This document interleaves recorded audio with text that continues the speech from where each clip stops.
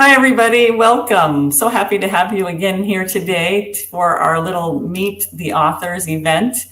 I'm Leslyn Keith with Lipedema Simplified. And as many of you know, we have a textbook that will be coming out this fall. It's called Lipedema Principles and Practice of Diagnosis and Treatment. And we have authors from around the world, expert clinicians, researchers, that have contributed to the author. And I have one of those authors here with me today, my friend and colleague, Joanna Dudek from Warsaw, Poland. Thank you so much for being here, Joanna. It's a pleasure to speak with you again, and want to talk about your incredible work that you were doing regarding lipedema, but specifically the amazing chapter that you wrote for our book, and it was talking about weight stigma and the impact that that has on women with lipedema, and how that also affects the people that have the biases. But first, let me tell everybody a little bit about you, because Joanna is a psychotherapist. She's also an assistant professor at, and I know I'm going to get the name of the university wrong. And what is it, Joanna? SWPS University in Warsaw, Poland. Yes, yes. And so she is an assistant professor there. She engages in lots of research. She has done some previous research looking at psychological issues that can be experienced with women with lipedema. And she has some exciting research on the horizon.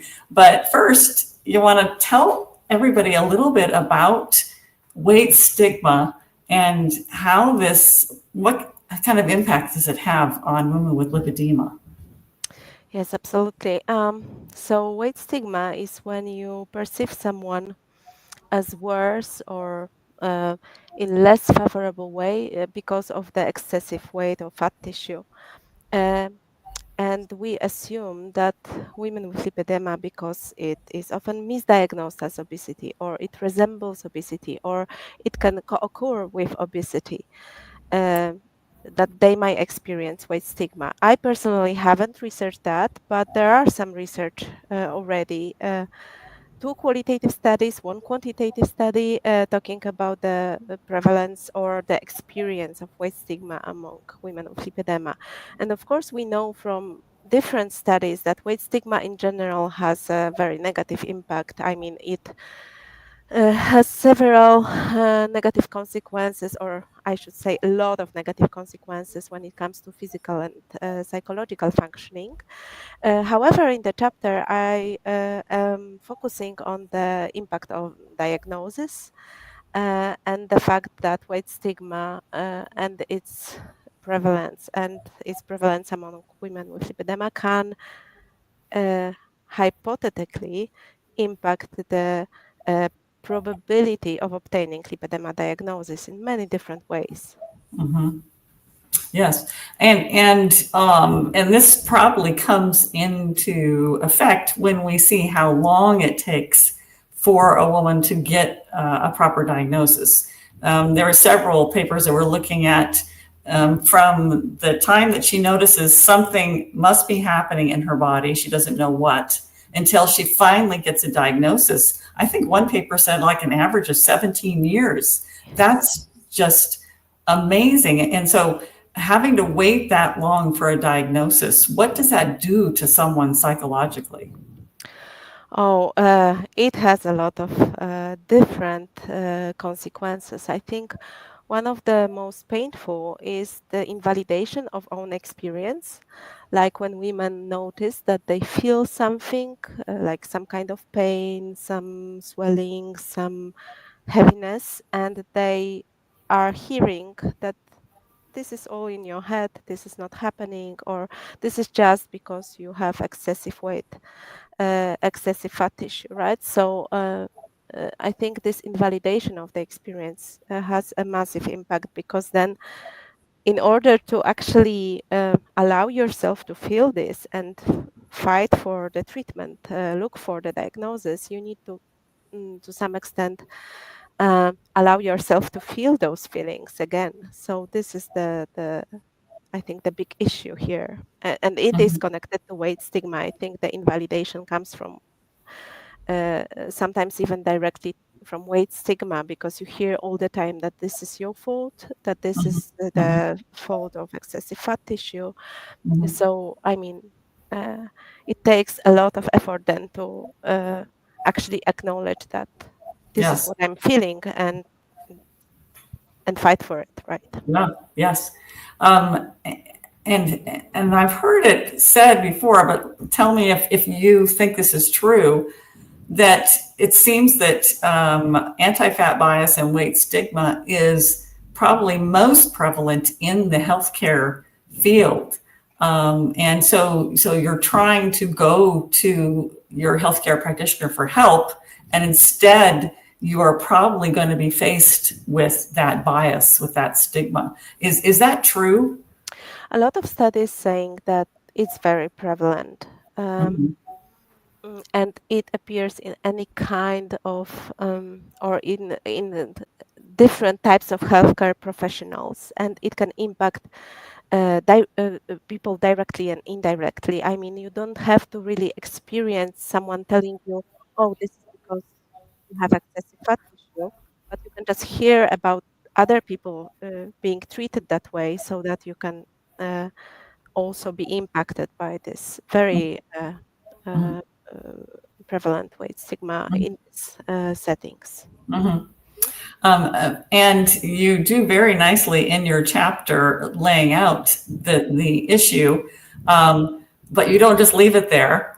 You you have some ideas on what can be done. How can we make this better? And you've done research on women with lipedema and their resilience and their ability to cope. So that helps.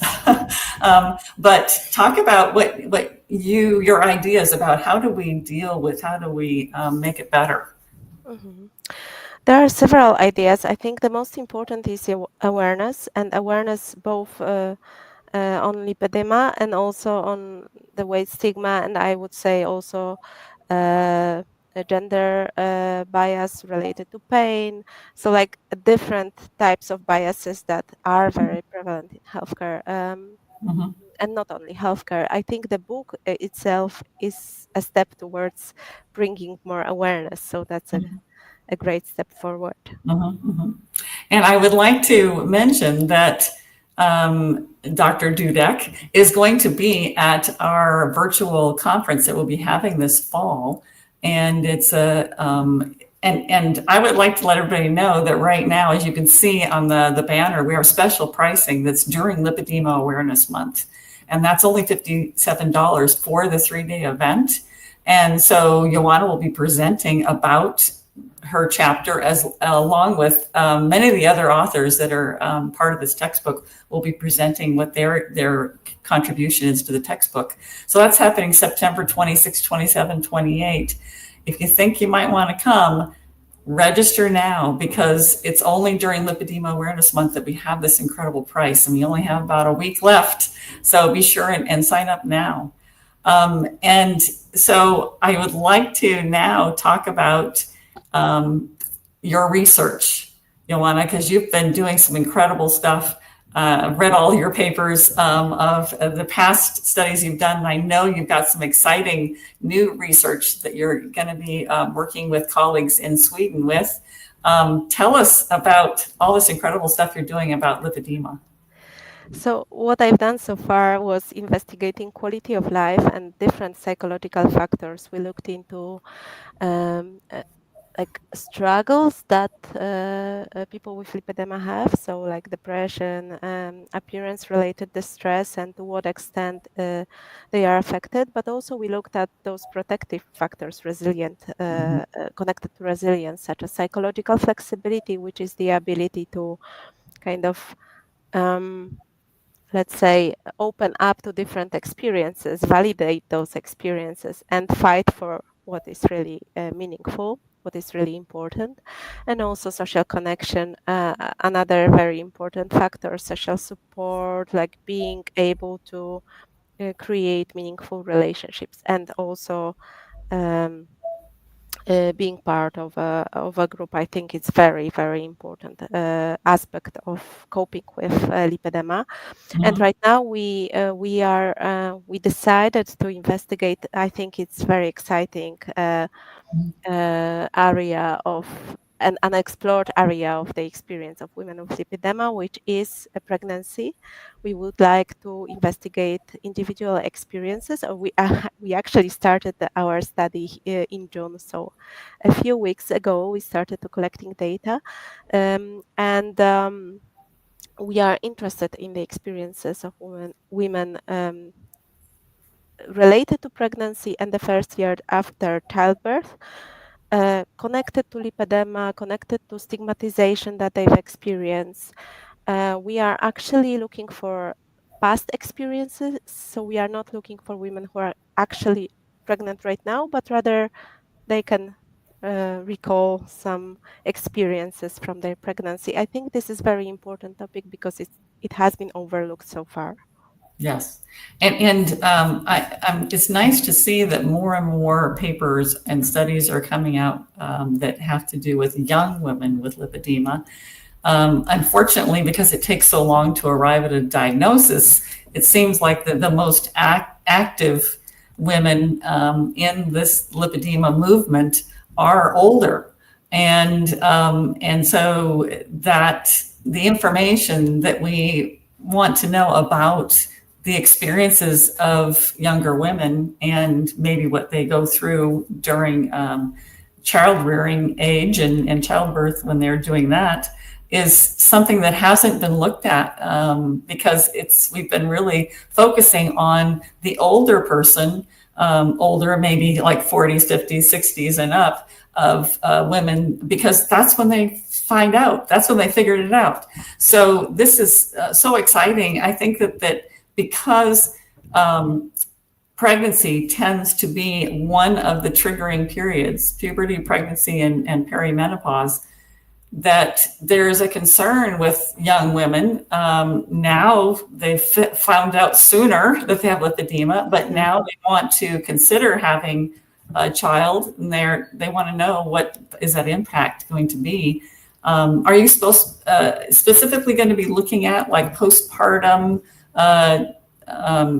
experiences specifically, or I mean, what are all the issues you're going to be looking at that have to do with pregnancy? Yes, I must say it was very difficult to decide what we are going to explore because all the areas are very interesting, and we to some extent want to narrow it down so that we can collect data. And by we, I mean me and my Swedish colleagues, Johanna Falk, who is also an author on some psychological articles, and Jan Yes. Martensson, who is her supervisor, former supervisor, because she's a PhD right now. So we want to look at the time before pregnancy, during pregnancy, and after pregnancy, first year after childbirth. However, we only ask those questions to those who knew that they had lipedema before pregnancy. Oh. They will get those questions, and those who had noticed that they have lipedema symptoms during pregnancy will only get those questions, for example, during pregnancy. So it's not like we ask everyone about everything. There are different Yes. groups of participants, but Uh-huh. we'll ask about physical, social, and psychological functioning. We also ask about stigma and the experience of like contact with the healthcare professionals with regards to how they treated them during pregnancy and in the first year after childbirth related to lipedema and lipedema related experiences as well. So Mhm. it's very broad, I would say. Yes. But And are it will, oh, excuse me. I just wanted to say that I yeah, hope it will bring more questions and we can then do more focused studies. yes, absolutely. I was wondering if you are still recruiting participants. Yes, we do. Yes, we are And going so to recruit them if until someone's September. listening right now and would like to participate, um, We invite you. Yes, yes, yes, absolutely. yeah, great. And then, and how many participants are you looking to have in your study? Right now, we are looking to have as many as possible. We will we hope to get a lot of data and then maybe decide what kind of other studies are necessary. Because as you mentioned, we know or we heard that during pregnancy there is something happening for some women, but we don't know for whom, when, how. It's just based on some surveys. So we would like to know exactly how this experience might look like for different people. Yeah, and I definitely can see how, with what you're starting with, could easily branch out into many other studies, based on just what you find out here, something that didn't even occur to the researchers. It may, take in a direction, an unexpected direction. So we're so grateful that you are so involved in this type of work, Joanna. It's very much needed, and everybody looks forward to whenever you have a paper coming out. It's always great information. And I always look forward to having you present at our events because it's always something new, something hopeful. I think it gives people actionable items, and like I say, gives them hope. You're always a wonderful speaker. Thank you. Thank you very much. I'm very glad I can do this and be here today also. Thank you for that. Yes, and I look forward to seeing you in September. Everybody, don't forget that this is the last week to have that incredible deal of only $57 for our event coming up in September, where Joanna will be speaking. Go ahead, and there's also a link below to pre-order our textbook that Joanna has submitted a chapter for, Lipedema Principles and Practice of Diagnosis and Treatment. So we're looking for that to be coming out in the fall as well. Joanna, it's been wonderful speaking with you. Thank you so much for being here at quite late in the evening in Poland. Thank you so much for being here, and I look forward to seeing you again. Thank you. Thank you very much once more. I was very glad to be here. Bye-bye, everybody.